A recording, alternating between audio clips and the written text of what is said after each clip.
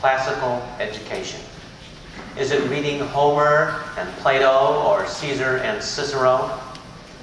Well, some people think so, but we don't. The literature of Homer and Plato or Caesar and Cicero is called the humanities, and those who study them are called classical humanists.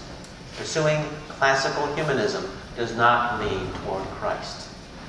When we speak of classical education, our focus is not on these classical humanist materials, the Homer and Plato and so forth, but on the classical model and the classical method, which is what the seminar will be all about. We have only an incidental interest in the classical humanist literature. We do not want to learn the classical languages and study the classical thinkers and master the classical communicators so that we can really read Homer and think like Aristotle and speak like Demosthenes. As Christians, we want to learn the languages, the logic, and the rhetoric so that we can really read and think and speak, period. We want to master these useful tools, but we do not want to use them as the ancient Greeks and Romans used them, to serve everything except the true and living God. We want to use them to serve nothing but the true and living God. So we sift everything, including classical authors, through the critical screen of the Scriptures. The Scriptures contain everything we need to test every word of man and to convert what is redeemable to godly use. As John Wycliffe put it, there is no subtlety in grammar, neither in logic, nor in any other science that can be named, but that it is found in a more excellent degree in the Scriptures. So our focus is not on the literature of non-Christian cultures, but on what these cultures produced, which is redeemable in Christ. We choose to limit our meaning of classical to include only what is of good form and of lasting value, and which conforms to a biblical standard within a biblical worldview. Though we follow a classical style of education, we are not bound to follow the ancient classical materials. Now, after shifting aside a whole mountain of modern educational philosophy, and then sifting through all the rubble of ancient cultures through the critical screen of the Scriptures, we have reduced our findings down to some valuable gems of educational wisdom, the treasured tools of teaching known as the Trivium. We'll follow the outline you should have in your hands. I guess there's extra copies in the back of the room if you haven't got one yet. So we're at Roman numeral 2 on our outline here. What is the Trivium? The classical Trivium. Trivium is a Latin word which means where three roads meet. Both ancient and medieval schools structured their curriculum around three roads of learning, which they taught by means of three formal subjects. The first subject was called grammar. Grammar taught the mastery of the elements of a language. It was usually Greek or Latin. Teaching grammar gave the student skill in comprehension. He learned to accurately receive knowledge. The second subject was logic. Logic taught the mastery of statements, definitions, arguments, and fallacies. Teaching logic gave the student skill in reasoning. He learned to critically analyze and understand. The third subject was rhetoric. Rhetoric taught the mastery of creative and persuasive speech. Teaching rhetoric gave the student skill in communication. He learned to wisely and effectively express and put into practice what he had learned. Now, these three subjects of grammar, logic, and rhetoric constituted the formal trivium in the classical sense. But don't head for the door yet. It gets a little more interesting in just a minute. Roman numeral 2, the applied trivium. 2b. At Oxford University in 1947, Dorothy Sayers delivered an essay entitled The Lost Tools of Learning. How many of you have read that essay? A few of you have, okay. We reprinted it as an appendix in the back of our book. Little did she know that only a generation later, her essay would spark a revival in the classical method of learning. In her essay, Miss Sayers lamented the inability of modern education to educate. She made the following observations. Students are taught more subjects, but they know less about everything. They cannot divide fact from opinion or plausibility from proof. They are incapable of directly addressing a point and then staying on point without introducing irrelevant material. They do not define terms, and they cannot understand different senses in which a term can be used. They speak the language with inaccurate syntax. They cannot learn a new subject on their own, and they do not make the connection between different subjects. In other words, we, in our culture, through the miracle of modern education, have lost the tools for thinking and for learning on our own. Now, Ms. Sayers proposed a remedy for this problem. She suggested that we return to what had worked in the past. Specifically, she took these three subjects, grammar, logic, and rhetoric, the formal medieval trivium, and she applied them on two different levels, first as a model for education, and then as a method for education. We like to call this the applied trivium. First, Ms. Sayers observed that every child goes through three stages of development. First, a grammar stage when the child absorbs factual information like a sponge. And next, a logic stage when the child is more inquisitive and analytical. And third, a rhetoric stage when the child is more creative and expressive. We call this the Trivium model of child development. Okay, here's how Dorothy Sayers describes these three stages. The first stage is the grammar stage, and she calls it the Paul Parrot stage. The Paul Parrot stage is the one in which learning by heart is easy and on the whole pleasurable, whereas reasoning is difficult and on the whole little relished. At this age, one readily memorizes the shapes and appearances of things. One likes to recite. One rejoices in the chanting of rhymes and the rumble and thunder of unintelligible polysyllables. One enjoys the mere accumulation of things. The second stage is the logic stage, and she calls it the pert age.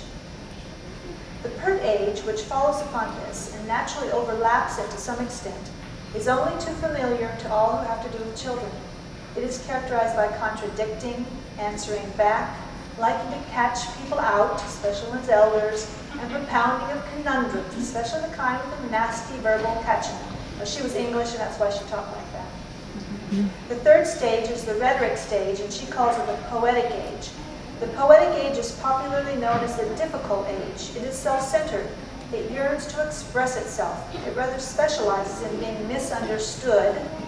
It is restless and tries to achieve independence, and with good luck and good guidance, it should show the beginnings of creativeness, a reaching out towards a synthesis of what it already knows and a deliberate eagerness to know and do some one thing in preference to all others. Ms. Sayers not only applied the trivium to the steps of the individual child's development, she also applied the trivium to the steps of the development of each subject. She said every subject has its own grammar, or a knowledge of the basic facts and the fundamental rules. In other words, all of the individual parts. Every subject has its own logic, or an understanding of the relationships between these facts and rules. In other words, how all the parts fit together. And every subject has its own rhetoric, or wisdom in verbally expressing and practically applying what we know and understand. In other words, how to put this all to good use. We call this the Trivium method for teaching subjects. The student must learn each subject by progressing through these three steps. First, the grammar of the subject, the facts, the who, what, where, and when. Second, the logic of the subject, the theory, or the why. And third, the rhetoric of the subject, the practice, or the how. Okay, here are a few examples. Let's start with the subject of mathematics. The grammar of mathematics would be memorizing, learning the Arabic number system, memorizing the math facts, addition, subtraction, multiplication, etc., learning measurement systems. The logic of mathematics would progress from such things as story problems to the proofs of algebra and geometry, and the rhetoric of mathematics would apply mathematics to surveying, accounting, or engineering. Now let's take the subject of history. The grammar of history would be just memorizing the facts, the names, dates, and places. The logic of history would be studying the reasons behind wars or migrations or inventions. And the rhetoric of history would be applying historical research and conclusions to views in politics or economics. Now we're to part 2C, the scriptural trivium. The formal trivium is an ancient method of education which has been highly successful for millennia. The medievals did not invent the trivium. They got it from the Romans, who got it from the Greeks. But they weren't the first to use it. The Hebrews recognized these principles in their teaching. So what is the actual source of the trivium? We believe that the classical trivium is simply rooted in our created nature. The learning process naturally falls into this three-step progression. The first step is simply to accumulate the facts, and we call that knowledge. The second step is to comprehend the relationship between these facts, and we call that understanding. And the third step is to put to practical use what we know and understand, and we call that wisdom. And you'll find this refrain of knowledge, understanding, and wisdom interwoven throughout the scriptures, but especially in the book of Proverbs. For example, in Proverbs 2:6, "For the Lord giveth wisdom, and out of his mouth cometh knowledge and understanding." Or Proverbs 24:3 and 4, "Through wisdom is the house builded, and by understanding it is established, and by knowledge shall the chambers be filled with all precious and pleasant riches." Our Creator worked the fundamental structure of the trivium into the very fiber of our being. Now, we can give you dozens of examples from Scripture, but we really don't have time to go into an exposition of this. So we're just going to give you a little outline here, and you're going to have to fill in for extra credit. Though knowledge, understanding, and wisdom can be studied as separate concepts, these three concepts are not isolated from each other. Rather, all three grow together and build upon one another. Knowledge is the foundation. Without first acquiring knowledge, the basic facts and the fundamental rules, we cannot go on to build an understanding. Proverbs 23:12, "Apply thine heart unto instruction, and thine ears to the words of knowledge." Now, after we've laid this foundation of knowledge, we can begin to build an understanding, the logic of how things fit together. But as we build an understanding, we also create a need and a desire for more knowledge. Proverbs 15:14, "The heart of him that hath understanding seeketh knowledge."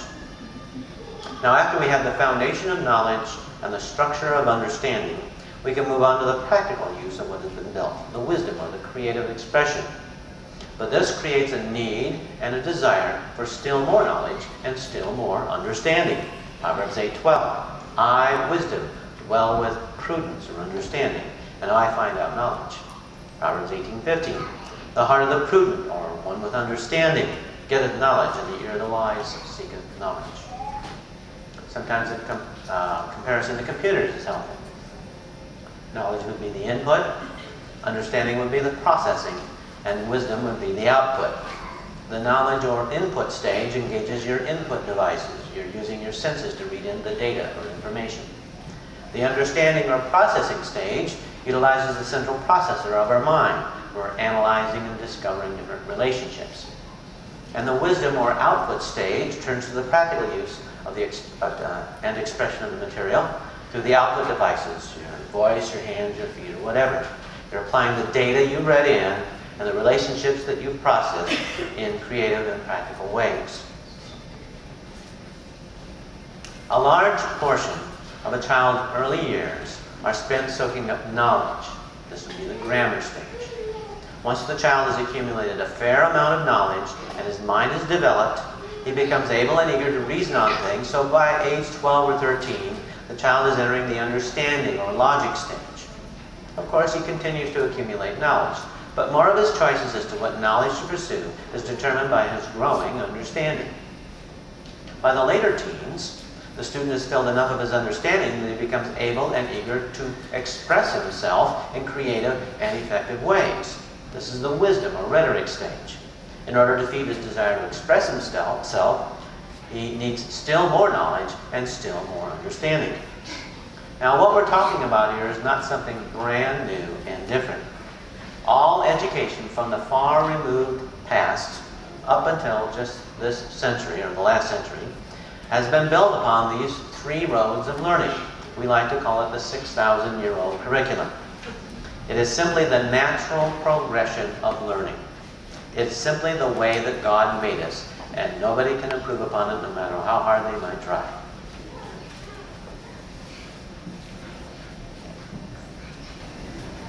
In 1643, the first college entrance requirements in this country were established by Harvard College.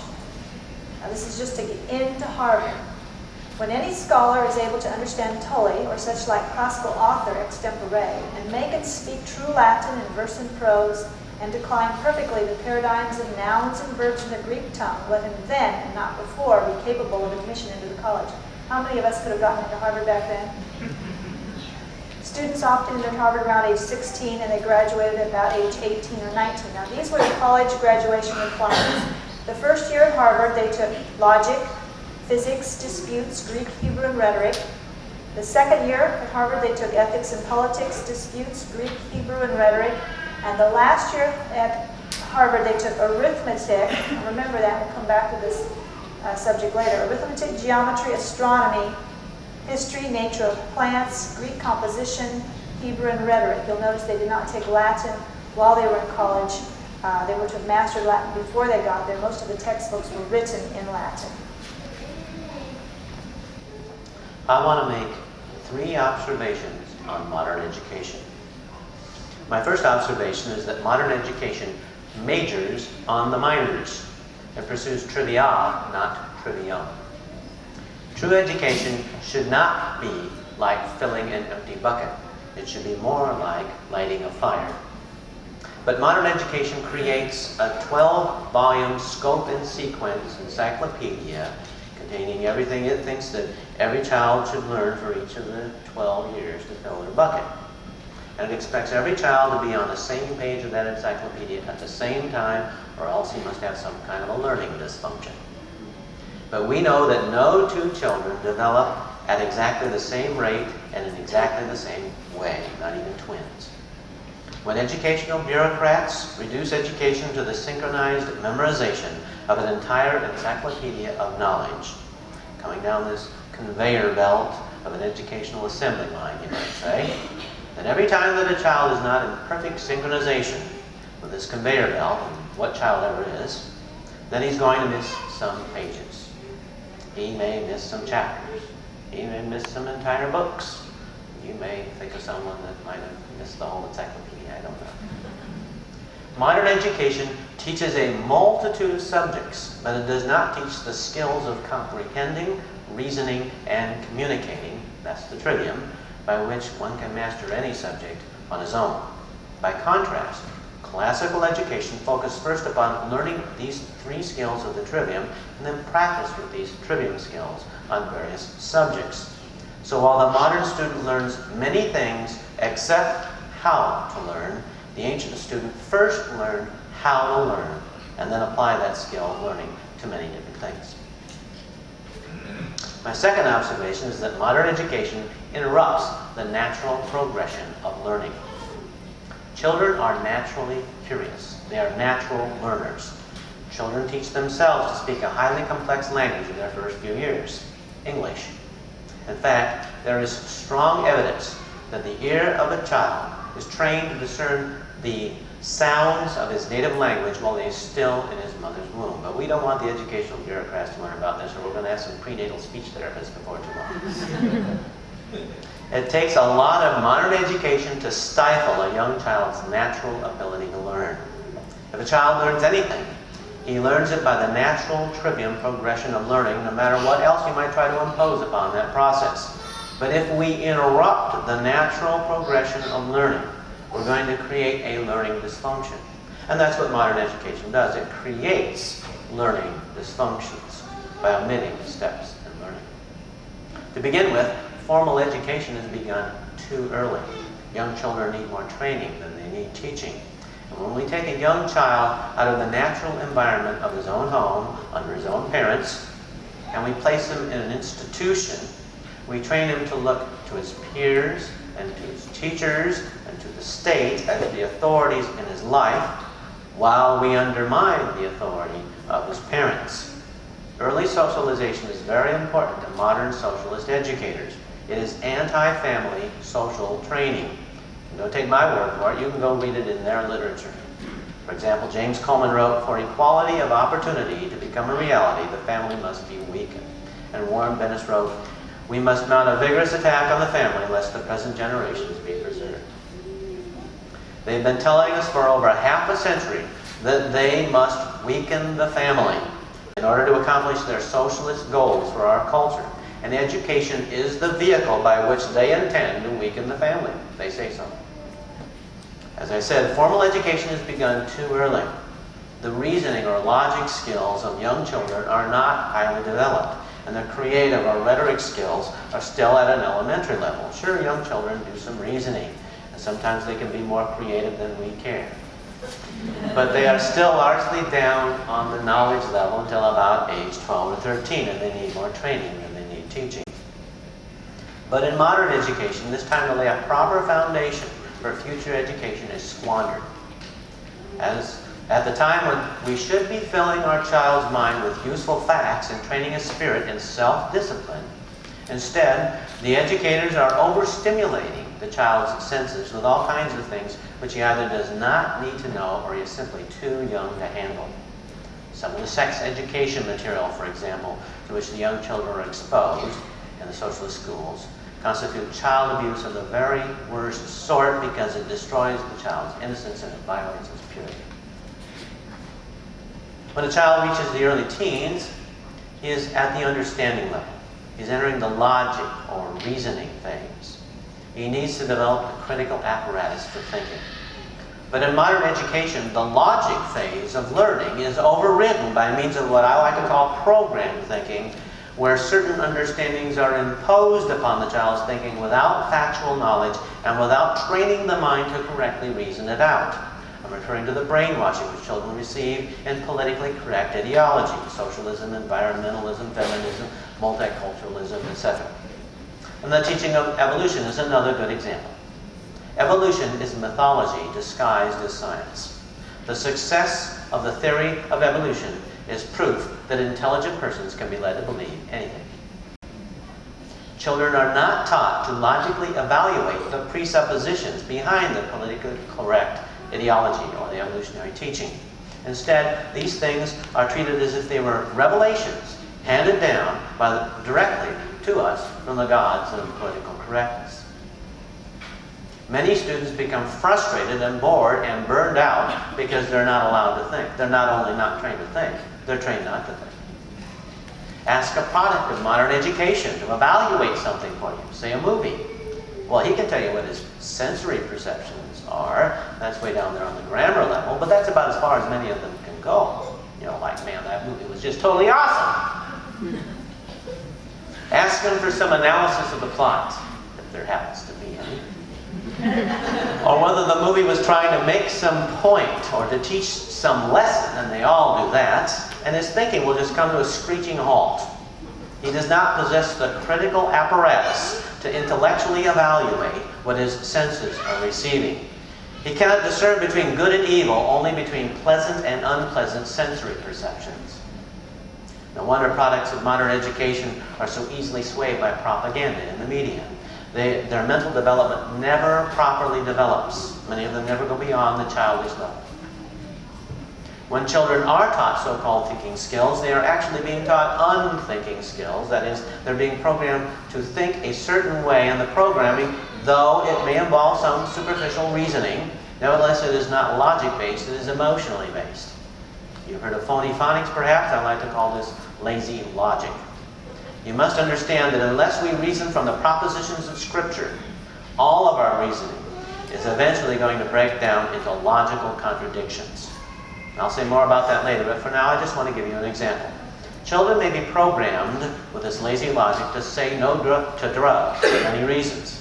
But because their motivation for not taking drugs is not based upon clear reasoning from moral absolutes, they are actually being prepared to say yes to drugs under the right mixture of circumstances. By training a child to say no to drugs for wrong and inadequate reasons, you're laying a weak and a faulty foundation.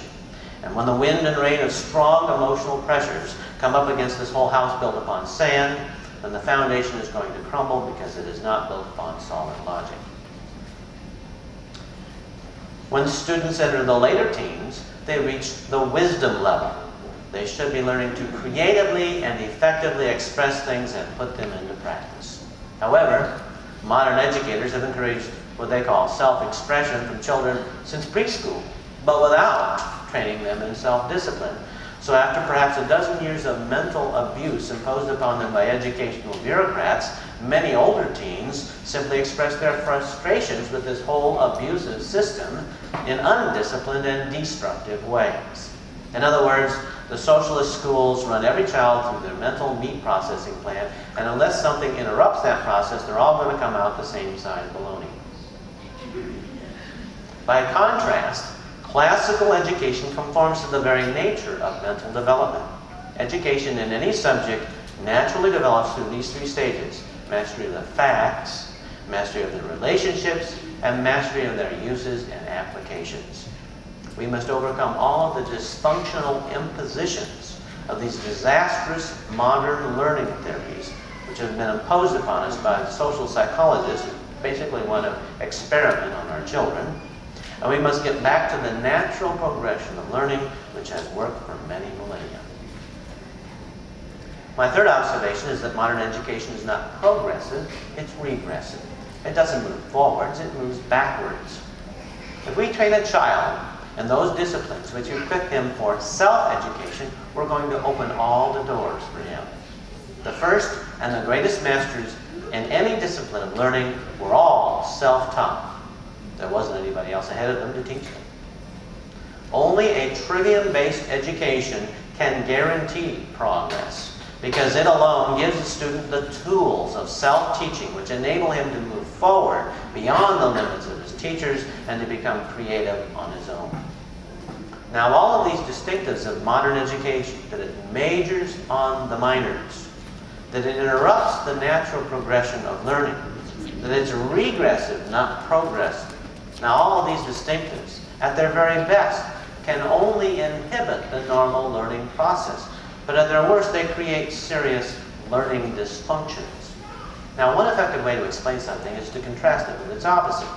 The opposite of the trivium is a thing called outcome-based education. Has anybody here ever heard of outcome-based education? Sure. We've spoken in, I think, 44 states, and in 43 states, everybody's heard of outcome-based education. But in one state, the state of Massachusetts, we had a crowd this large and had 2 different meetings. Nobody ever heard of outcome-based education. Isn't that interesting? The one that state that's probably had more outcome-based education than any other state, they don't know what it is. Proves it works. Let me explain with an example. Imagine that I'm going to teach you to play Beethoven's Moonlight Sonata on the piano by outcome-based education. We're going to call this whole music. I'll sit you down at the piano and we'll begin with the Moonlight Sonata. I'll tell you where to put your fingers. I'll take you rotely through the piece. I'll break the piece up into smaller and simpler portions at first, and eventually you're going to learn to play the Moonlight Sonata, and you'll get your certificate of mastery much sooner than if I had bothered to teach you by the Trivium method. But what if you want to learn another song? Well, this is where the differences in these 2 methods is going to become quite noticeable. Under outcome-based education, you want to learn another song, you're going to have to come to me, and I'm going to have to teach you. You'll be dependent upon me for everything that you learn. Now, of course, there's going to be a few students who will learn by ear and catch on to some of the technique after a few songs, just as there are a few students who figure out some of the English phonetic code and some of the spelling and grammar rules on their own. But most students are not going to figure this all out on their own. That is outcome-based education. You'll get good-looking results, like Moonlight Sonata. You get them faster, but they're shallow. They don't last long. And what's most important of all, outcome-based education creates intellectual cripples who are dependent upon the educational system for everything that they learn. Now, why is that? Because they never master the basics. They only master the outcomes.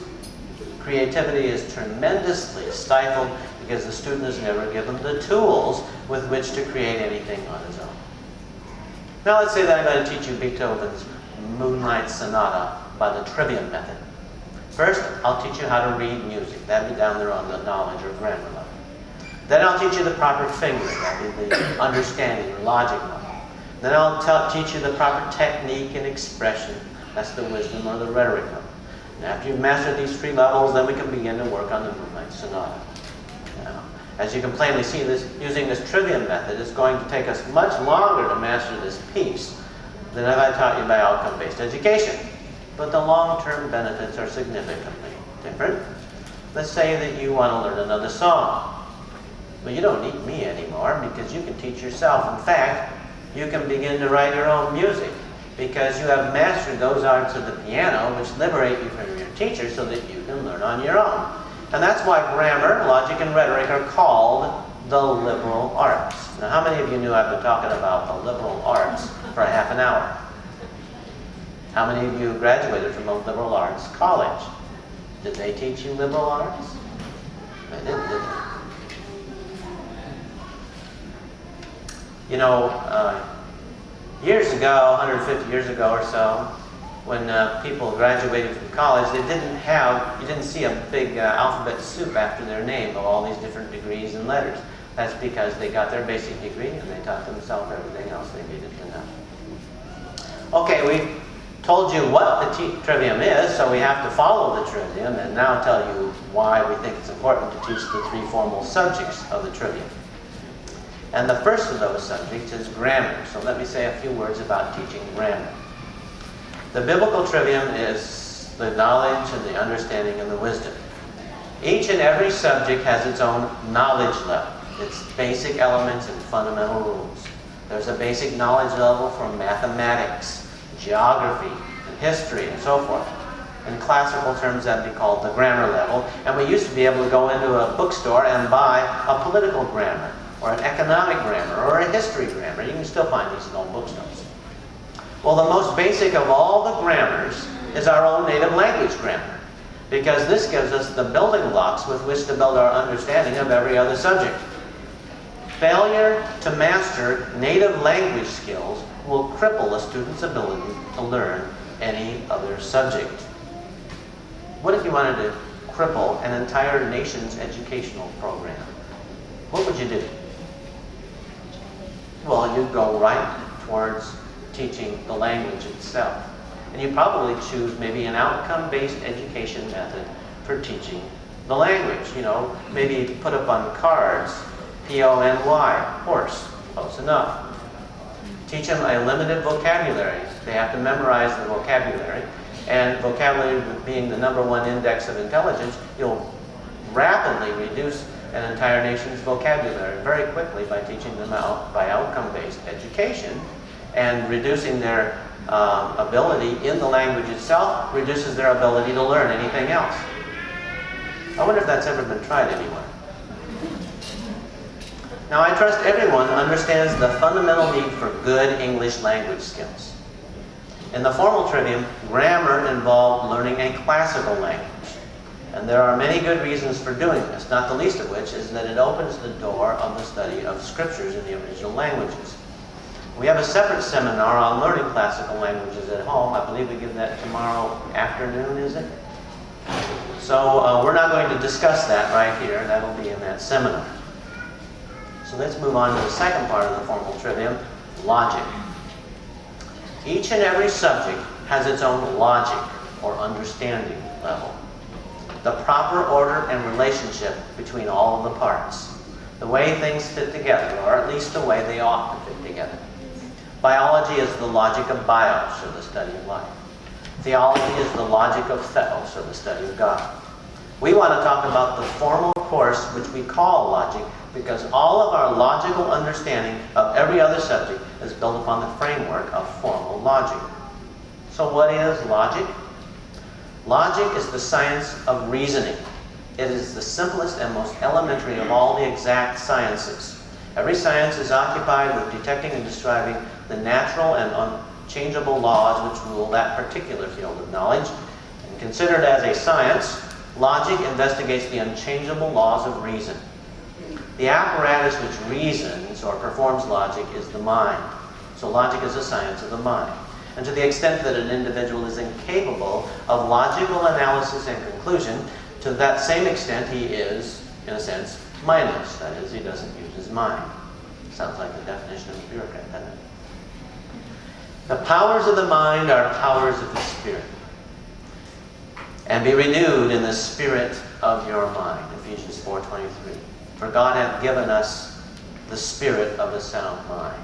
2 Timothy 1:7. What affects the mind will affect the spirit, and what affects the spirit will affect the mind. So logic is a spiritual power, and without the spiritual power, which we call logic, we are incapable of discerning truth from error. Man's mind is not blank at birth. Well before we were born, while we are still in our mother's womb, God gives us minds which have the power to evaluate all of our sensory experiences according to a logic which has already been structured into our minds by God. As an infant, when we begin to learn the language, we assign meanings to words according to our logical analysis of how we observe these words being used in sentences. So let's talk about words and sentences for a minute. Words have meaning, but truth is not in the meaning of words. Truth is in the meaning of the way those words are arranged in sentences. A logician would say it this way: truth is not in terms, truth is in propositions. A word or a term by itself is neither true nor false. For example, the word broccoli, it has meaning, but by itself it is neither true nor false. However, a sentence or a proposition about broccoli, such as broccoli is edible, is either true or false. We all know it's false, right? Truth is not in words or terms, but in sentences or propositions which say something about those terms. Now, why is it important to study logic? I want you to pay very close attention to what I'm about to tell you. I'm going to try to make you use your mind, and for some of us, this can be a rather painful and distressing experience. Let's consider the most basic law of logic, called the law of contradiction, or I like to call it the law of non-contradiction, because as my wife will readily testify, I like to contradict everything anyway. Aristotle expressed it this way. Follow very carefully. The same attribute cannot, at the same time, both belong and not belong to the same subject and in the same respect. Philosophers always speak in very plain language, don't they? Hopefully I can give you a plain example. A candle may be both lit and not lit, but not at the same time and in the same respect. It may be lit in the nighttime, but not in the daytime. It may be lit on one end, but not on the other end. It may be lit on both ends, but not in the middle. But wherever it may be lit or not lit, it cannot be both lit and not lit on the same end at the same time, because that would be a what? Contradiction. Very good. Now, I made you use your mind. You have to be careful when you get up in the morning. There might be brain spasms. Without this law of non-contradiction, words or terms can no longer have specific meaning. If an attribute may at the same time both belong and not belong to the same word and in the same respect, that word may be twisted to mean anything. Just ask a politician. He'll demonstrate within a minute. If we disregard this basic rule of logic, that a word cannot have contradictory meanings at the same time, then the distinctions will slowly dissolve between black and white, right and wrong, truth and error, good and evil, just and unjust. Where there is no logic, there can be no absolute standards, only relative personal values. If truth becomes relative in our thinking, it follows that morality must also become relative in our thinking. Our values must then be clarified from the perspective of our own personal choice, instead of from the perspective of God's Word. Ethics must then be determined by the situation, and not by the revealed absolute standard of God's law. We have now arrived at what's called polylogism in our culture. One jurist says to the other here, his logic certainly isn't my logic. If there are many logics, all of them equally valid, then there is no logic which is actually valid, which means there is no such thing as absolute truth. The rejection of logic leads inevitably to the abandonment of morality, to be replaced not with immorality, we've always had plenty of immorality, but with amorality. Amorality is the idea that there is no right or wrong, only personal choices, because there is no logical standard by which to judge anything. This is exactly where we have arrived in our culture, moral relativism. We have no right or wrong, only personal choices. Nothing is innately good or bad. It's all in the way you think. You find it in the funny papers all the time. The ultimate morality in our culture is now the right to choose. This is not just limited to the so-called right to choose an abortion. Now, we have the right to choose our sexual preference, our family lifestyle, and the list begins to extend itself. Our logical pro-life arguments are an attack upon the ultimate morality, this right to choose, because we seek to define the term life according to the logical law of non-contradiction. A baby in the womb cannot be both alive and not alive at the same time and in the same respect. When we logically propose that a woman's right to choose ends where another life begins, we are attacking the morality of our age, the morality of amorality. We cannot win the argument until we get our opponent to acknowledge, first of all, that there are moral absolutes, and secondly, that we can reason logically from those moral absolutes. You see, we have abandoned logic. If what's true for me is not your personal choice for truth, then what is moral for me may not be your personal choice for morality. If we do not first maintain the standard of logic, we can never maintain a standard of morality. You understand now what the politically correct language is all about. If they can corrupt the logic of our words and sentences, then they will corrupt our language and our culture and verbally enslave us within this imaginary world they create with words. When people tell us not to impose our Christian morality on them, what they're really telling us is not to impose our Christian logic on them. They prefer to remain mindless, that is, not use their minds. In 2 Peter 3:16, we are warned of those who are untaught and unstable and who twist the Scriptures to their own destruction. Well, the twisting of Scriptures involves the meaning, twisting the meaning of words, which is errors in logic. In 2 Timothy 3:7, we those who are always learning and yet are never able to come to the knowledge of the truth. They cannot discern truth from error. They are incapable of logical analysis. Now, I do not mean to diminish the spiritual element in the discernment of the truth. I only mean to assert that logic must never be divorced from that spiritual element. 2 Timothy 4:4 describes those who turn away their ears from the truth, and having nowhere else to turn, it says that they turn unto fables.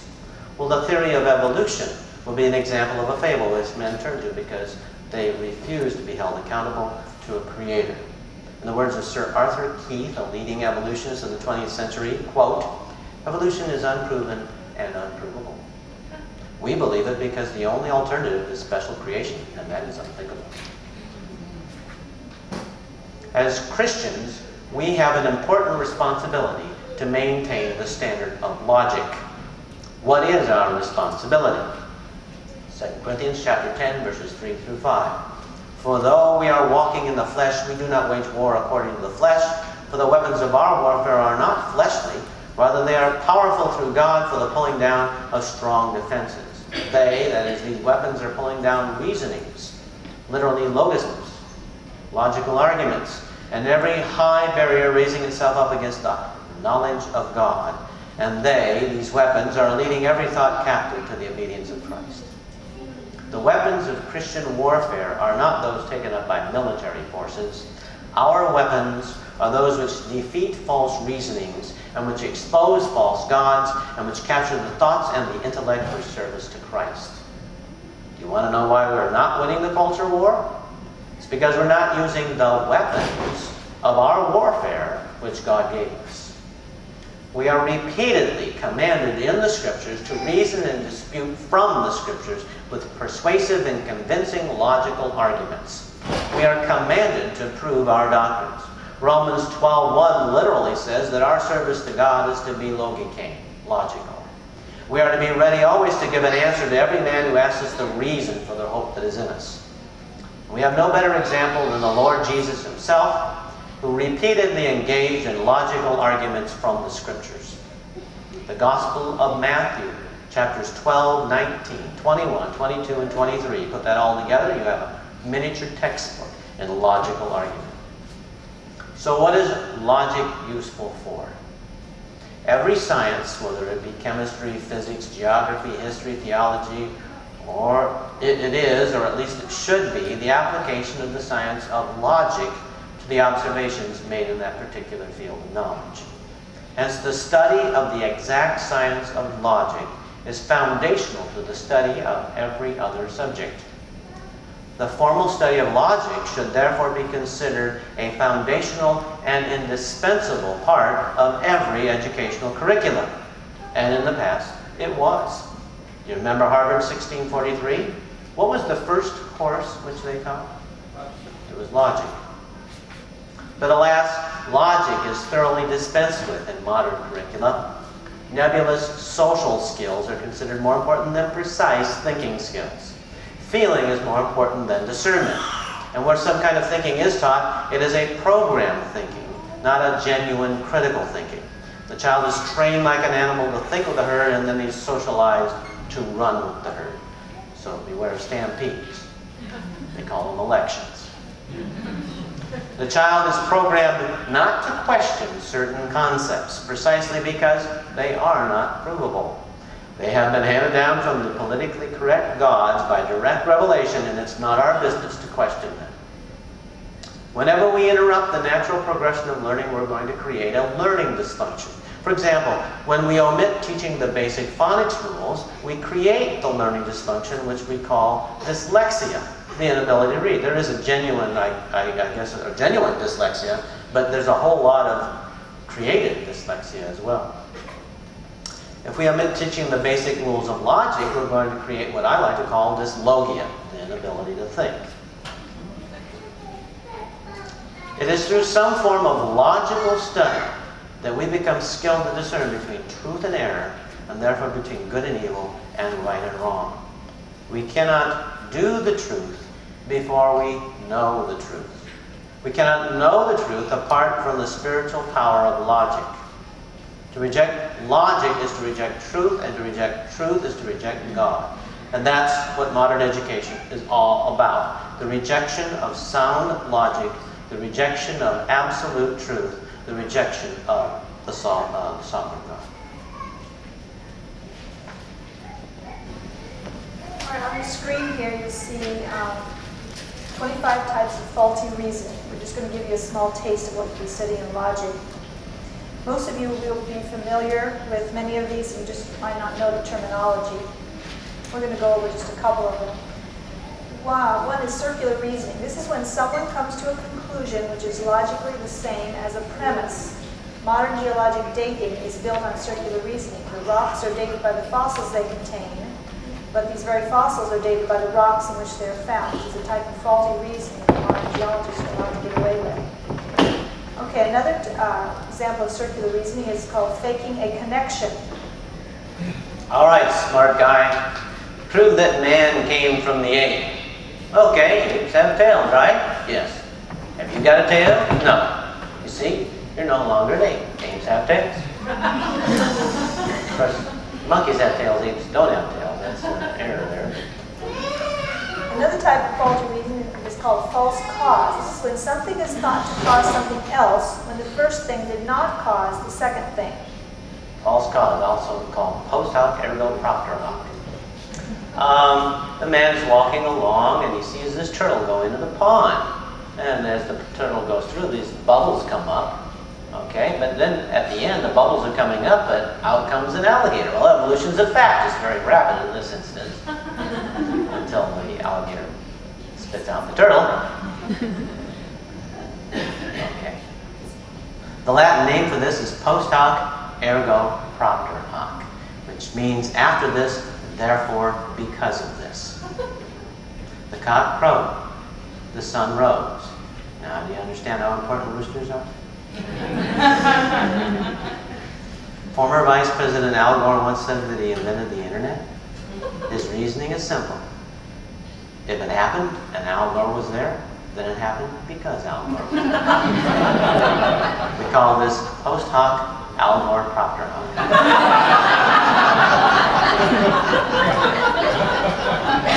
That happens really true. Okay, proof by lack of evidence or proof by failure to find contrary evidence. This is another type of faulty reasoning. This is when something is thought to be true because contrary evidence cannot be found. After years of relentless study, laborious research, and innumerable calculations, I have hereby ascertained that no two snowflakes, whoops, just as he says this, out of the sky follows. Two snowflakes look exactly alike. He does a little manipulation of the evidence, and no two snowflakes are alike. Because there's no contrary evidence. We're going to discuss tomorrow an application for teaching logic. Okay, so I'll finish with a short discussion of rhetoric. Every subject has its own rhetoric, the creative expression of sound conclusions. There's also a formal subject which we call rhetoric, which includes persuasive composition and public speaking. Now, years ago, there was a radio commercial for a product called Verbal Advantage. I think they've updated it now, but the old version went something like this. People judge you by the words you use. To make a powerful impression, you need a powerful vocabulary. You need verbal advantage. Well, that would be an example of rhetoric. It's the effective choice of words, to have a command of the language, to be skilled in phrasing, to be clear and precise in your expression, to be both accurate and interesting at the same time, and at times to be eloquent and impressive and persuasive in your speech. I mean, like really, man, like you know. How important is the skill of effective communication? Well, without effective communication, essential elements of culture will not be effectively transmitted from one generation to the next, which could cause our families to disintegrate and our culture to collapse. Perhaps that's one of the reasons why that's exactly what's happening.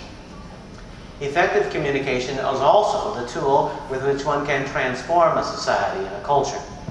In the first century, the preaching of the gospel, accompanied by God's grace, turned the world right side up. In the present century, the preaching of the modern media, under the spell of worldly philosophy, and maybe a little bit more, it appears, is turning the world upside down again.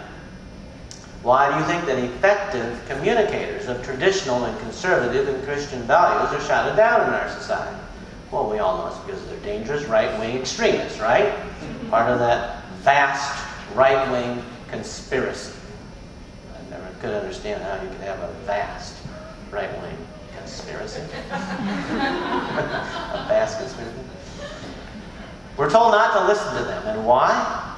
Because they understand the power of effective communication. And why else do you think that they control the media of communication? If we should listen to these so-called right-wing extremists, why, they may interrupt the regularly scheduled programming of our minds. They may get us to think for ourselves, which could be very dangerous for people who want to do all the thinking for us.